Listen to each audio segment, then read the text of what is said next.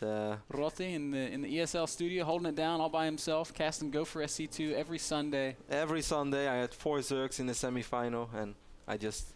And it's just like going through the motions, and there's the Baneling nest.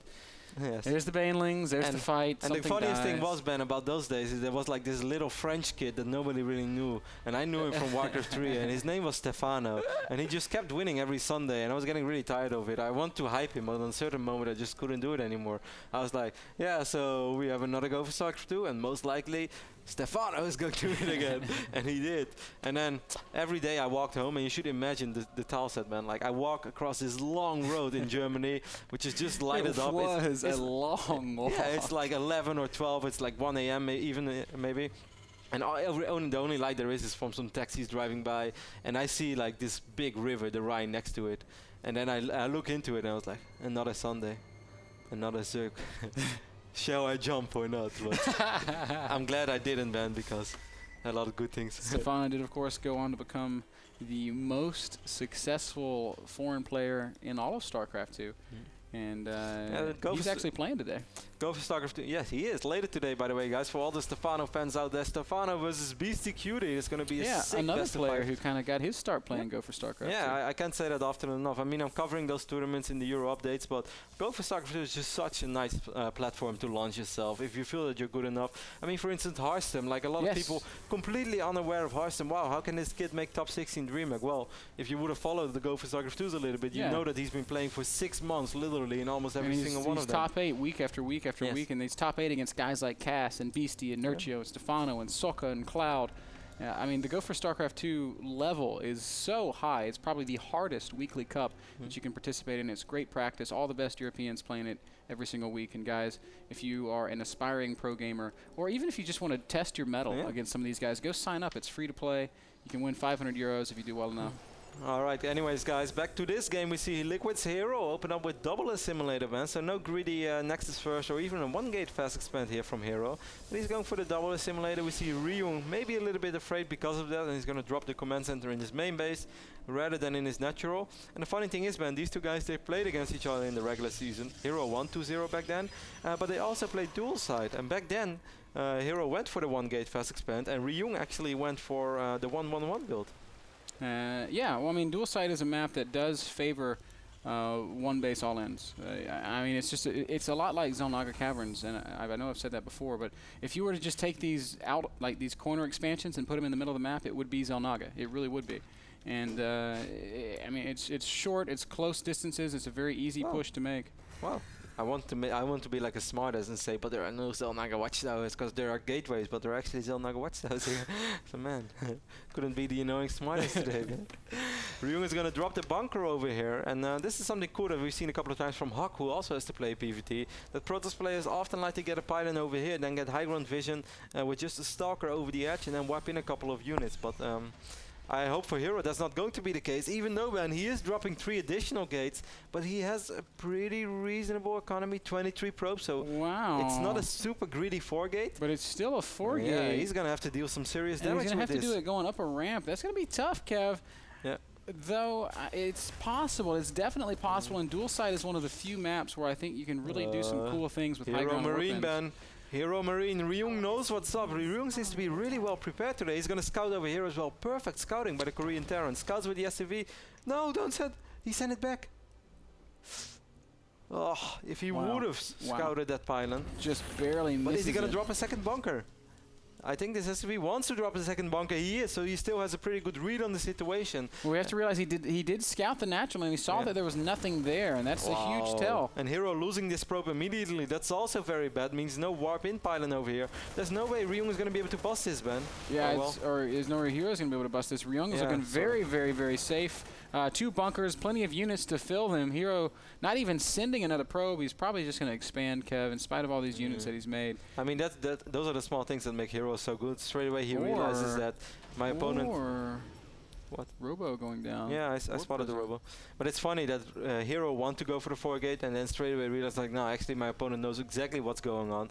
Not just because he lost that probe to the bunker over here, it's also because of the SCV scout. The SCV scouted the natural, and that's something that you want to prevent. If you are the 4-gater, you want to sell it as convincingly as possible, and there's just there cannot be an SCV on the map who can just run into your natural and get that confirmation like, hey, still no Nexus around 6 minutes into this game. Yeah. I think I know what's going on.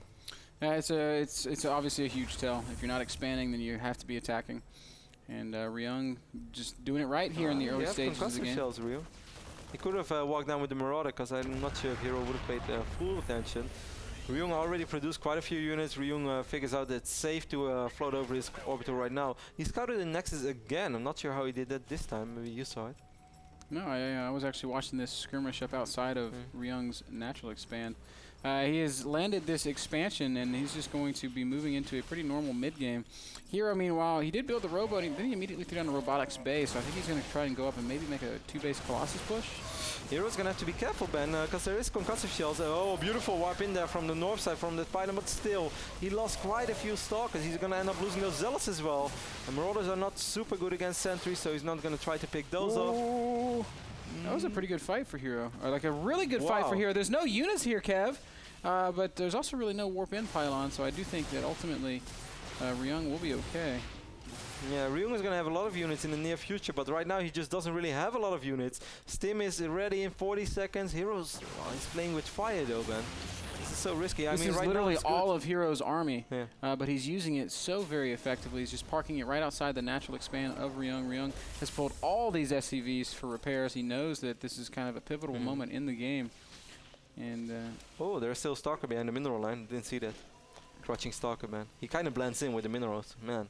That's Crouching a good secret. Stalker, hidden pylon. Yeah, but there's no hidden pylon. Hidden laser, like behind the mineral line. Wow, mineral line is shooting at us. He's like behind the tree and he shoots. You see lasers coming out of the leaves. Well, do you think Stalkers can climb trees? They just like blink on top of them, man. Why would they climb? Wow, beautiful scan here by Ryung is instantly gonna pick out that observer. I saw the little blur probably.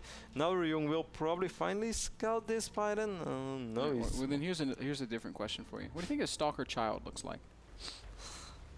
I don't know, man. Stop asking. I bet it looks like a widow mine. I have no idea how it looks like. I don't want to think about it. Little baby Stalker? I'm sure it's like a full-size Stalker. It's just half the size. If it has some. And they don't have blink yet. I bet they can climb trees. See, this factory from Ryung is taking a little bit of damage. You want to keep those factories alive. That's something that MKP has shown us a lot in our PvT past. Because yeah, they can really help out zoning out Zealots and all that stuff. Ryung has his medevacs, man. He has the first 2 medevacs. He's gonna load them up, gonna float into the main base, and this is a crucial phase. Whenever you open up with 4-gate, this is always the phase of the game when you're most vulnerable as Protoss. You have very few units and you have a very immobile army. You have no upgrades on your gateway units. Colossus is almost out, but not yet. And even if there's just a single Colossus out. Yeah. There's 2 now. Oh, there's 2 Colossus. Okay, yeah, I mean, Ryung lost all those initial units, Kev. I have a hard time believing he can make this work. I kind of like this, though. This is a nice moment to pick up. He's once more going to pick up a Stalker. He's going to pick up this pylon.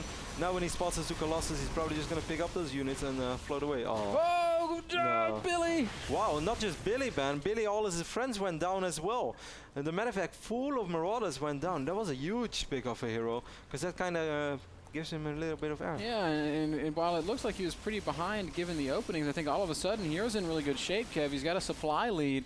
He's got extended thermal lance. He's got a lot of units. He's got a lot of gateways, and he's on the move. Ryung has just lost the vast majority of his army. He lost a single medevac. There's only 3 medevacs out against 2 Colossi and a lot of gateway forces. I don't think that it's going to be close. He's building more bunkers. There are 2 Vikings out already. More Vikings are on the way. HerO doesn't have... He has a scary army over here, but it's not a super scary army. Army supply is kind of even. He also has no pylon. Oh, he's going to bring in actually those Stalkers from his main base. So right now, if Ryung would only send 1 medevac, he would be able to deal a tremendous amount of damage, but that's not going to be the case. I think Ryung is able to hold if he does everything perfectly. It's going to be close. 1 bunker falling almost immediately. This is a huge Protoss army. And the Viking count just not high enough to really run in and engage it at this point. The Stalker is really doing a good job of keeping those Vikings away. There is no counter aggression with drops. Oh, HerO's going to go for it. For a second, I thought he was just going to go for it. All of his units to hold. The one thing that HerO's lacking is a proxy pylon. Yeah, he's got no way to warp in. And that's a really big deal, actually. Maybe that's why he already warped in the Templar archives in his main base. Maybe he didn't want to fully commit. Maybe he just wanted to scare Ryung. I'm not sure what the deal is. Or just see if he was able to do something. And then he realized that this would have been very tough. During all this, Ben, the players are on even economy. HerO is having Colossus tech. That's normally pretty good for a Terran. Yep, and so I guess HerO just going to be content to back off and maybe even take a third base. He's going to go ahead and deal with this factory that was blocking. And I still feel like HerO's in good shape, Kev. He's got his Storm Tech researching, so he's kind of ahead of the curve in terms of his transitions. And, you know, Ryung, his army is just not impressing me right now. It's bio-medevac against a Colossus number that's pretty formidable and with not that many Vikings. But without, I mean, Charge is halfway done right now. The moment Charge is going to be ready and nothing really changed about the state of the game, then I'm starting to agree with you. But right now, I think it's a super even game, Ben. I really don't think you can say that HerO is ahead. 7 Vikings should be more than enough for 2 Colossus. He doesn't know yet about the High Templar switch, and that's indeed going to be a problem. But the moment he is going to have High Templars, he's going to spot it, and he will get some ghosts on his own again. Then things will even out. Man, just taking a look at the APM tabs, we can see both these guys cruising along at a pretty good pace. But HerO, a little bit slower than Ryung, who's averaging about 120 in-game APM.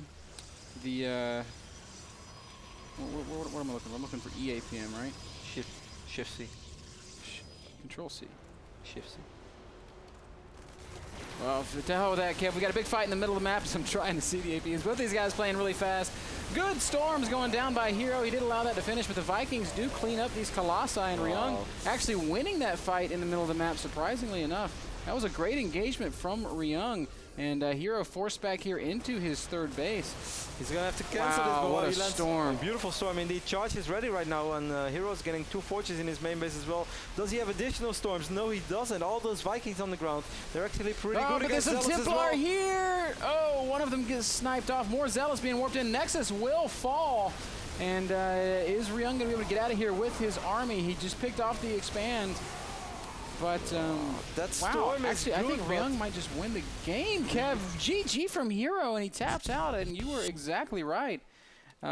Charge was just not fast enough, and when the fight did happen, in spite of the good storms, Ryung just rolled through. The storms were good on a small fraction of the army, but the storms were not really good that it really forced Ryung to move. Like really good storms for Protoss, you drop them right in a Terran army and Terran is forced to run away. So in the moment they run away, they're not able to take damage, and Colossus and Stalkers still get the remaining shots off. Storm did damage. These storms, they were sort of scary, but Ryung was never really forced to back off. So maybe they were just not good enough. And the rest of the Protoss army, like you were really impressed by it. It was just not a super strong army. It was 0-0 upgrades against 1-1 stimmed bio, a lot of Stalkers, a few Zealots. Do you think HerO made a mistake fighting out on the map instead of just sitting back had to, and he was fighting in a choke? Like, I think it was really silly of him to be out there in the middle. I agree, because he was just getting his third base. He was investing in everything. He was dropping 2 forges in his main base. So I didn't really understand why he wanted to fight. Maybe he thought, hey, there are no ghosts in his army. Maybe I can completely crush his army because there are no ghosts. But the positioning of Ryung was just really good. Yeah, that's something you really have to underscore. Ryung positioned his army brilliantly, spreading everything out. He had a massive concave. It was really impossible for HerO to just kill off big clumps of units because Ryung was coming in from so many different angles. We're just starting, Ben, but I'm starting to feel that what is happening over here? I think HerO was one of the big favorites, not just going into or to make it to the finals, but to actually win the entire NASL Season 3. He's our runner-up of Season 2. And before we even really kicked off this super long broadcasting day, where we're going to have 5 best-of-5s, he's down 0-2. It's pretty mad. Ryung's playing some pretty great StarCraft, Kev. Third map's going to be on Antigua Shipyard. We're going to see that game when we get back.